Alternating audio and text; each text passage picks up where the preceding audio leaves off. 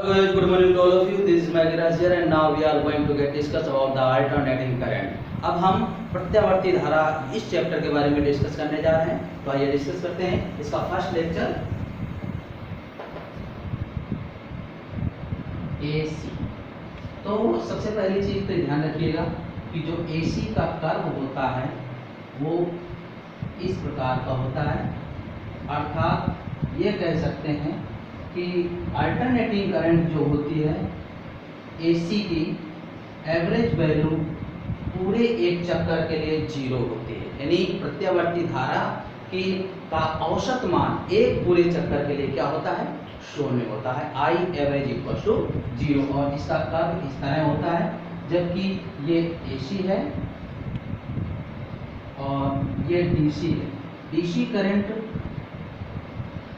Straight form में होती है, ये साइनसॉइडल फॉर्म में होती है, जैसे साइन का वक्र होता है उस तरह से SHM की तरह। लेकिन DC करंट सीधी होती है और इसका एवरेज वैल्यू भी 0 नहीं होता, क्योंकि इसमें चक्कर होते नहीं, सीधे इस स्ट्रेट लाइन सरल रेखा के रूप में प्रवाहित होगी। तो इसका वक्र ऐसा होगा और इसका औसत मान शून्य नहीं होता। तो ध्यान रखिएगा, I एवरेज पूरे एक चक्र के लिए 0 होती है, जबकि AC के लिए और DC के लिए I एवरेज 0 नहीं होती। ओके, तो अब हम डिस्कस करते हैं कि इसमें वोल्टता और धारा के बीच में वक्र कैसे होंगे। तो जैसा हम AC जनरेटर में पढ़े थे कि फाई इक्वल टू, ये नोट 2 डाल दीजिएगा, VA cos ओमेगा t। तो इसको हमने डिफरेंशिएट किया विद रेस्पेक्ट टू t, तो ये आया d phi upon dt equal to VA d by dt cos omega t। तो ये आ जाएगा minus VA sine omega t into omega d phi by dt, या e की वैल्यू होती है minus m d phi upon dt।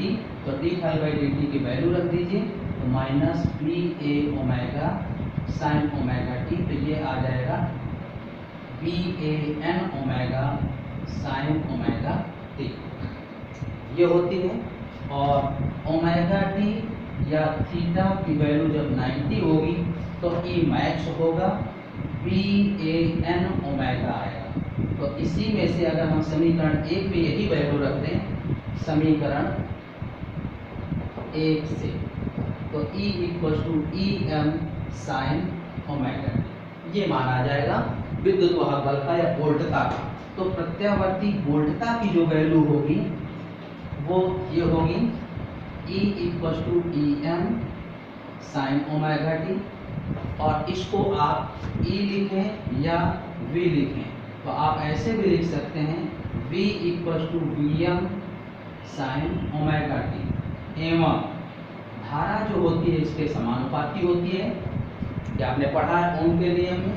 अतः धारा की भी वैल्यू हो जाएगी I equal to IM sine omega.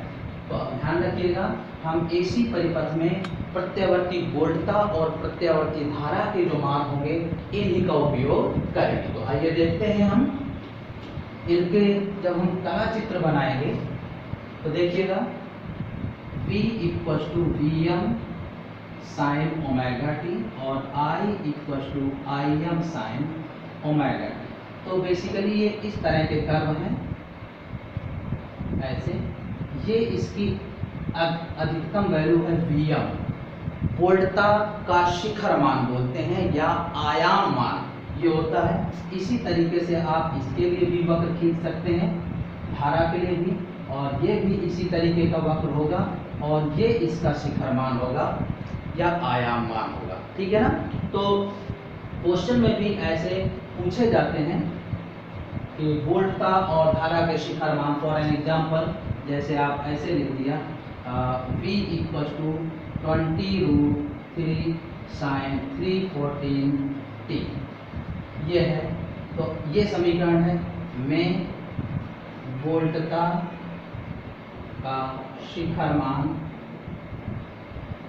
बताओ। तो देखिएगा, ये इसी से तुलना कर देंगे साइन ओमेगा टी तो Vm का मान आ जाएगा 20√3। कितने वोल्ट आ जाएगा? चाहे तो आप ओमेगा की भी वैल्यू लिख सकते हैं। ये कुछ इस तरीके से दी गई होगी, जैसे यहाँ पर ओमेगा का मान 314 पाई दे रखा है, इतने रेडियन प्रति सेकंड। तो इस तरीके से इनका भी शिखर मान ज्ञात किया जा सकता है। देखिएगा, अब इसमें से इनके कला चित्र कैसे ज्ञात करेंगे? तो देखिए, ये हो सकता है कि बोल्टता और कला दोनों समान कला में हो, तो सम्मिलित वक्र हैं इनके V व I के सम्मिलित वक्र या कला चित्र। ये तो देखिएगा, कंडीशन ये हो सकती है V = Vm sin omega t, I = Im sin omega t। दोनों ही समान कला में हो सकते हैं, या ऐसा हो सकता है कि बोल्टता धारा से अग्रगामी हो, या धारा ऐसे हो, या ऐसा भी हो सकता है कि धारा बोल्टता से अग्रगामी हो, V = Vm sin omega t और I = Im sin omega t। ठीक है ना? तो ये देखिए, अगर समान कला के वक्र होंगे तो ये कुछ इस तरह का वक्र होगा।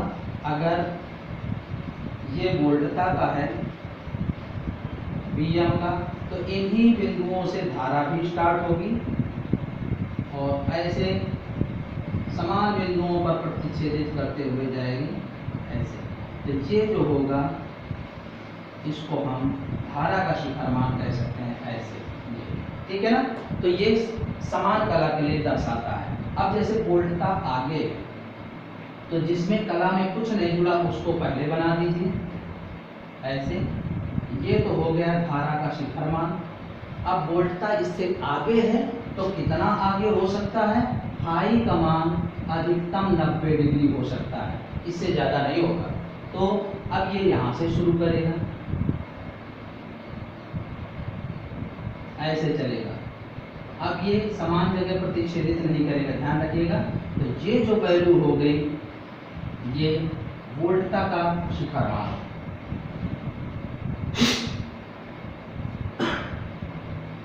इसी प्रकार से देखिएगा, अब यहाँ पर धारा वोल्टता से आगे है, तो अब यहाँ पर ऐसा कर सकते हैं कि वोल्टता देखिएगा इस प्रकार से बना देंगे।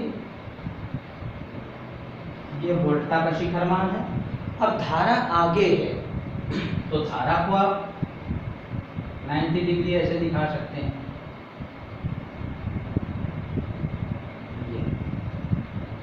ये Im हो जाएगा। ठीक है ना? तो इस प्रकार से इनके ये कला चित्र होंगे, दोनों वोल्टता और धारा के बीच में कि कला चित्र किस प्रकार से दर्शाए जाए, तो वो ये हो सकते हैं। अब आइए हम डिस्कस करते हैं इसके लिए कि प्रत्यावर्ती धारा का वर्ग माध्य मूल मान क्या होता है। तो प्रत्यावर्ती धारा का वर्ग माध्य मूल मान ये होता है कि RMS मान, इसको बोलते हैं वर्ग माध्य मूल मान।